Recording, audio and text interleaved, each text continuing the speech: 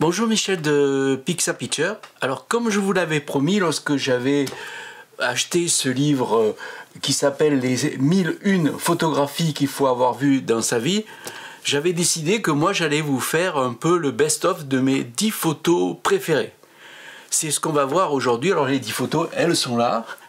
On va voir ça une après l'autre. A tout de suite.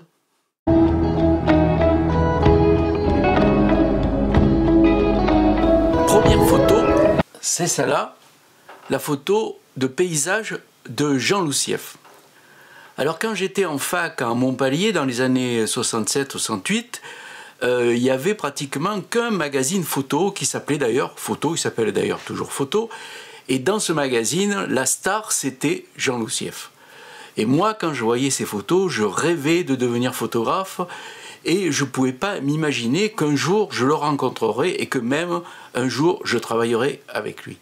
Alors cette photo pour moi est une des photos les plus marquantes, puisque évidemment c'est celle qui m'a fait presque donner envie de faire de la photo professionnelle. Alors ce qui est intéressant dans cette photo, c'est déjà la première fois que il s'autorisait, Jean Loussieff, à faire des photos au grand angle, ce qui était assez mal vu à l'époque. Et donc vous voyez cette photo, on voit ce chemin comme ça, et puis surtout ce qui est extraordinaire, c'est le ciel. Et alors à l'époque évidemment il n'y avait pas l'idée de Photoshop avec les masques pour rajouter du ciel ou assombrir le ciel, et ça se faisait au tirage. Et ça, Jean Loussieff, quand j'ai travaillé avec lui, c'est ce qu'il m'a montré, qu'il m'a expliqué. Le masque c'était la main, sous le tirage on faisait monter le fond comme ça, en faisant exposer un peu plus l'image et en cachant le reste avec sa main ou avec un morceau de carton. Et c'est comme ça qu'il y a beaucoup de photos de Jean Loussieff où on voit justement le ciel presque noir avec une espèce de liseré blanc autour. C'est un peu la marque de fabrique des paysages de Jean Loussieff. Il a fait tout un livre aussi dont je vous ai déjà parlé sur la Palais de la Mort, où il faisait beaucoup ce... Alors, il travaillait essentiellement en noir et blanc. Alors il y a une rumeur qui court comme quoi il travaillait en noir et blanc parce que, soi-disant, il était daltonien et qu'il ne voyait pas bien les couleurs. Enfin, moi je sais qu'il m'en a jamais parlé, je ne sais pas si cette histoire est vraie. Toujours est-il que les photos de Jean Loussieff, c'est des photos extraordinaires. Et Jean Loussieff, évidemment, c'est un des 30 grands maîtres de la photographie. En tout cas, c'est un des grands maîtres pour moi. Voilà. Ça, c'est la première photo. Alors, je vous la laisse regarder un petit peu. C'est les roseaux, on voit les roseaux, la maison. Vous voyez, même la maison, on voit qu'il a caché. La maison, elle est devenue presque noire. Donc, c'est parce qu'au tirage... Alors, c'est lui qui effectuait ces tirages. Enfin, pas que ça, parce qu'en fait, il avait un laborantin qui lui tirait aussi ses photos, que je connaissais d'ailleurs. C'est un peu grâce à lui que je l'avais rencontré. Et donc voilà, un peu la photo, une des premières photos qui m'a marqué. Et évidemment, je trouve que les photos de Jean Loussieff sont extraordinaires, que ce soit ses paysages, ses portraits, ses photos avec Hitchcock, ses photos de sa fille, qui maintenant évidemment est devenue photographe. Alors j'ai fait une vidéo sur lui, bien sûr, donc vous pouvez toujours la regarder sur ma chaîne Pixapicture. Deuxième photo, c'est la photo de ce garçon à Central Park, faite par Diane Arbus. Alors, cette photo, elle est assez extraordinaire. Et puis moi, elle m'intéresse à double titre, parce qu'en fait, déjà, c'est une photo géniale, je vais vous raconter un peu son histoire, mais surtout, c'est qu'à l'époque où je travaillais justement avec Sarah Moon, elle habitait dans le même quartier que moi. Enfin, elle avait un grand appartement qu'elle partageait avec Delpire, l'éditeur, et moi j'avais un petit studio, et des fois ils me raccompagnaient, ou ils me permettaient de rester chez eux, de prendre un thé, comme ça, de discuter un petit peu, c'était assez sympa. Et puis un jour, Robert Delpire, il est arrivé, et il revenait des États-Unis où il avait rencontré Diane Arbus, et il avait un tirage, elle lui avait donné un tirage, et ce tirage c'était une photo, oui, de cette image. Je vous montre l'image en grand. Donc cette photo de ce gamin photographié en Central Park en tenant dans les mains des fausses jouets, qui étaient des fausses grenades. Et donc ce tirage, j'ai vu ce tirage qui était assez extraordinaire, et donc c'est quelque chose qui m'a marqué doublement. Déjà la rencontre avec Delpire et Sarah Moon, évidemment, ça m'a beaucoup marqué, et puis surtout de voir ce tirage fait par, je ne sais pas si c'est elle qui l'avait fait, Diane Arbus, mais en tout cas, voilà. Alors Cette histoire, elle est assez intéressante parce que Diane Arbus, elle se baladait avec son Rolleiflex, son 6.6, c'est le format 6.6, et elle allait à Central Park et elle avait repéré un gamin, un peu maigrichon comme ça, avec les jambes un peu cagneuses et tout ça. Et elle tournait autour de lui. Alors il y a une plage de contact, je ne vais pas vous la montrer, là où on voit, elle a fait plusieurs. Et manifestement, à force de tourner autour du gamin, elle raconte qu'elle l'agaçait, le complet l'agaçait. Et à un moment, le gamin, il s'est retourné vers elle. Et avec ces deux jouets là, qui étaient des grenades en plastique, il a fait un truc un peu agressif comme ça, en disant en gros, arrête de m'emmerder à faire des photos. Et c'est comme ça qu'il a, avec ses lèvres comme ça, grimaçant et tout ça. C'est ça qui est cette photo qui est devenue une photo extraordinaire. Alors c'est intéressant parce que à la mort de Diane Arbus, l'écrivain Norman Mailer, il a écrit quelque chose qui correspond presque un peu à cette photo. Il a dit confier un appareil photo à Diane Arbus, c'est comme donner une grenade à un gamin. Donc vous voyez, voilà, donc la photo, hop, on fait un peu le tour de cette photo. Alors c'est donc une photo que je trouve assez extraordinaire de Diane Arbus. Alors j'ai fait aussi une vidéo sur Diane Arbus que vous pouvez regarder toujours sur ma chaîne. Voilà la deuxième photo de mon best-of. Passons à la troisième photo. Troisième photo, ah ben c'est encore un gamin avec un jouet. Alors cette fois, c'est pas des grenades, c'est un pistolet, un faux pistolet.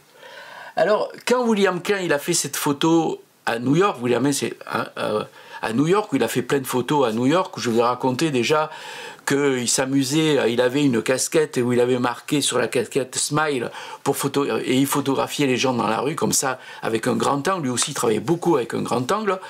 Il a vu ce gamin et puis il commençait à discuter et puis à un moment cette photo n'est pas une photo vraiment spontanée, c'est-à-dire c'est lui qui lui a dit allez va avec ton flingue, ton faux flingue là, fais-moi un truc agressif, fais-moi un truc, et le gamin il s'est précipité vers le photographe et il a fait ce geste de cette fameuse photo qu'on voit, il est avec, voilà, ici, donc je vous montre la photo, et donc en fait il est faussement agressif, c'est pas quelque chose, on a reproché à William Klein de montrer comme ça un gamin agressif, alors qu'en fait c'était un jeu.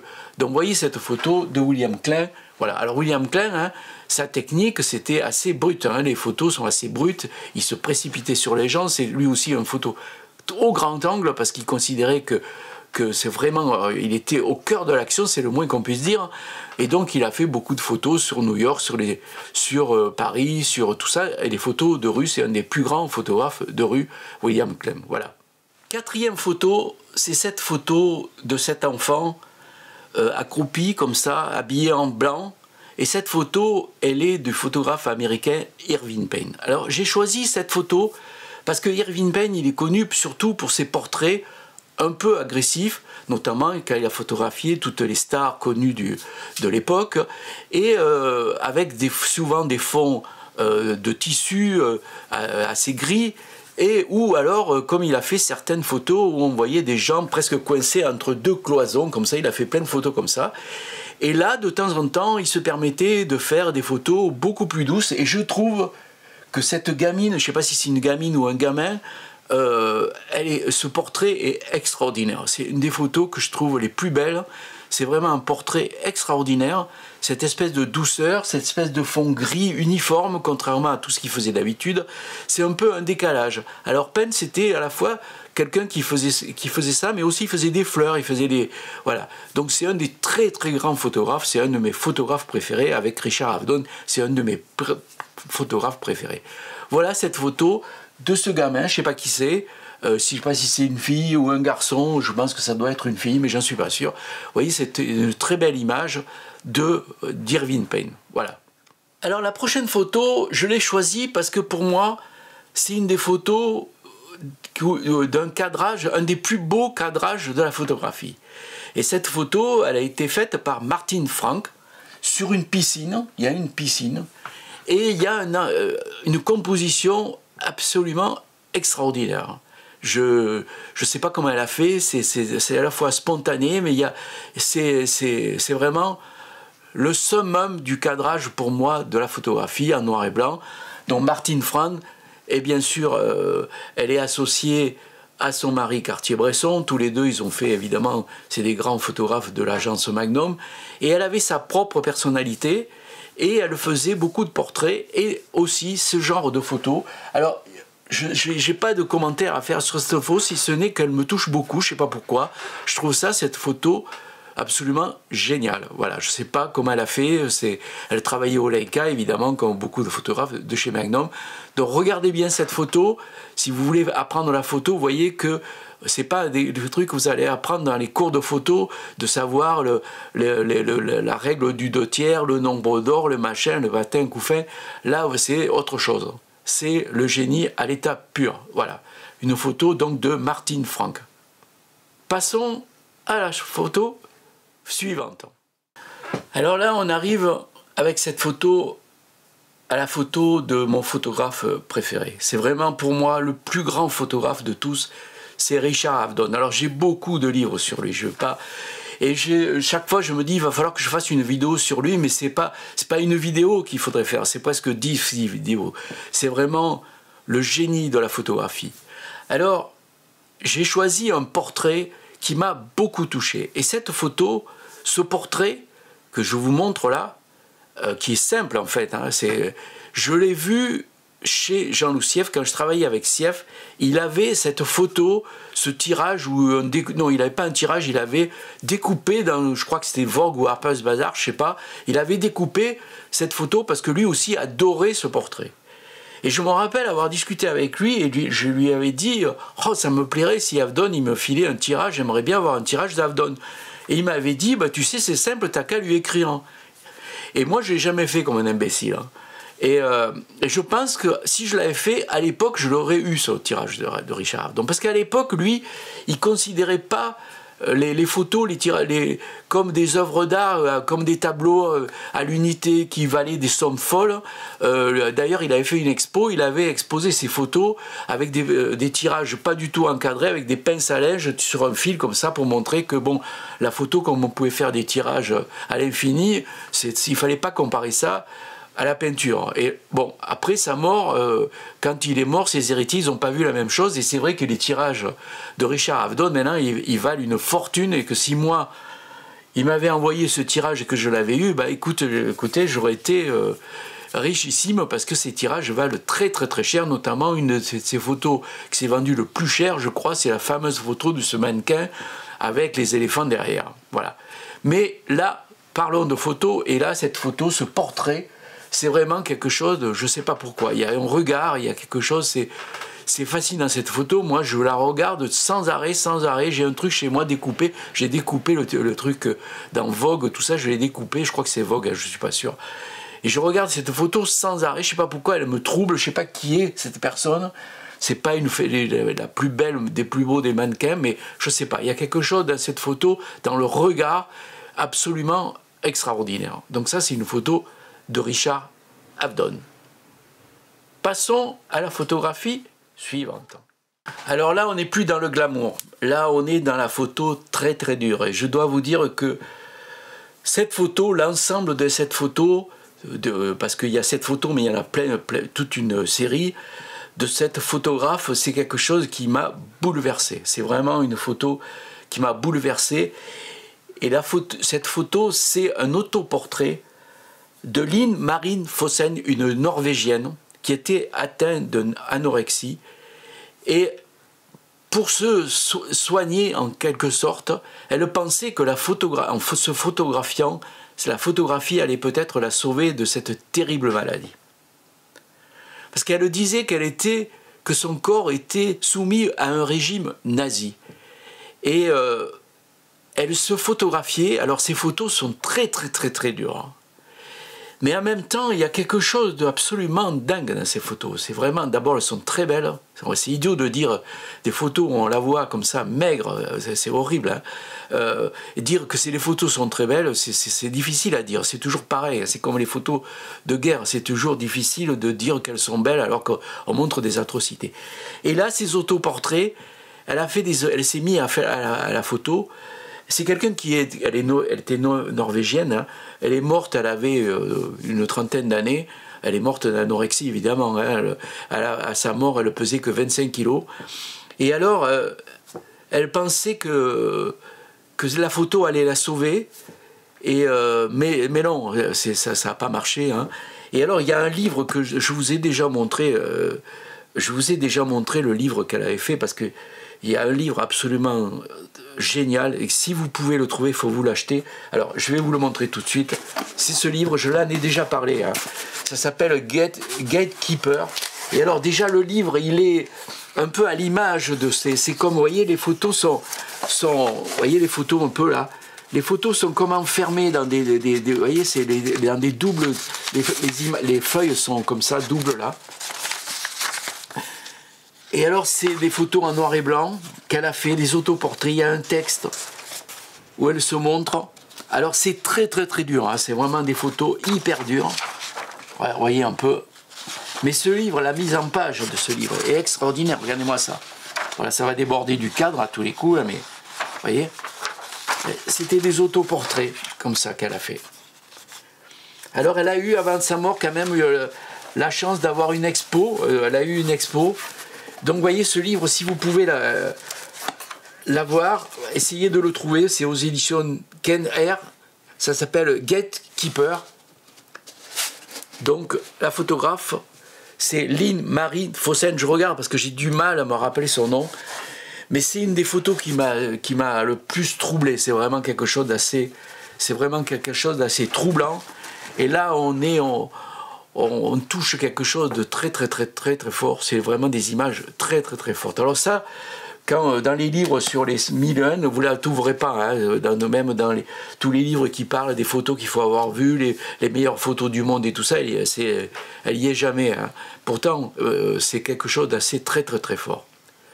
Voilà pour cette photo. Passons à la suivante. Cette 8e photo, je l'ai choisie parce que elle établit un rapport entre la peinture et la photo.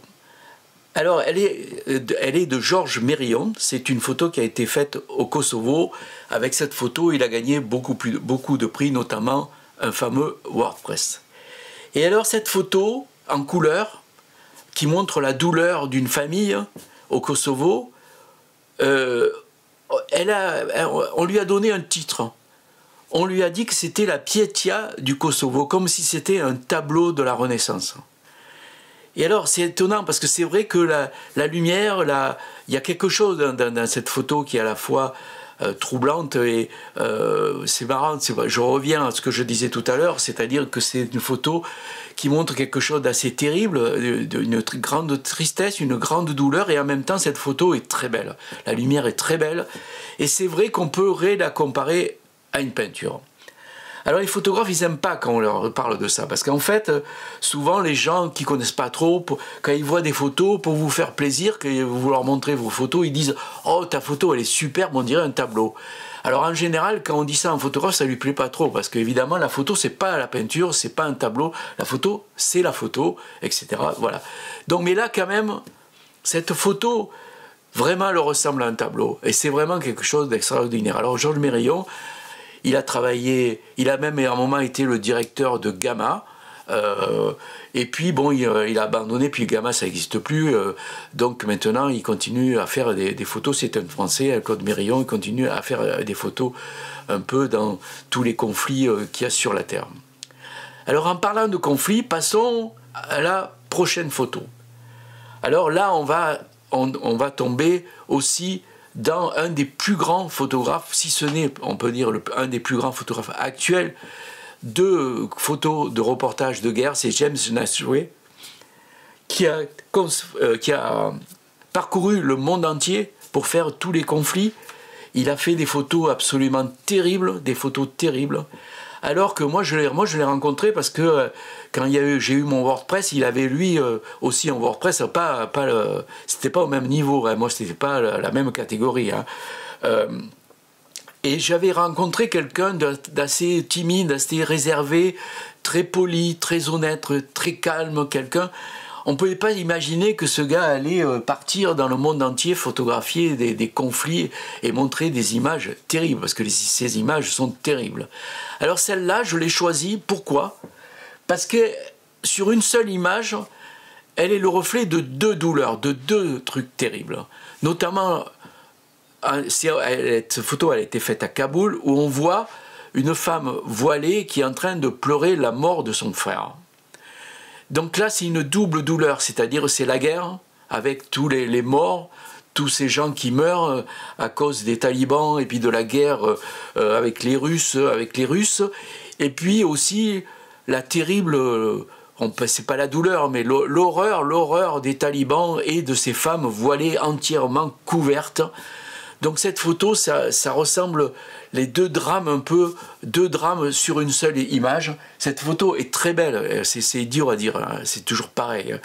Cette photo de Nashwe, je la trouve vraiment terrible, parce que comme ça, on voit pas de sang, on voit pas de trucs horribles, mais c'est quand même quelque chose de terrible.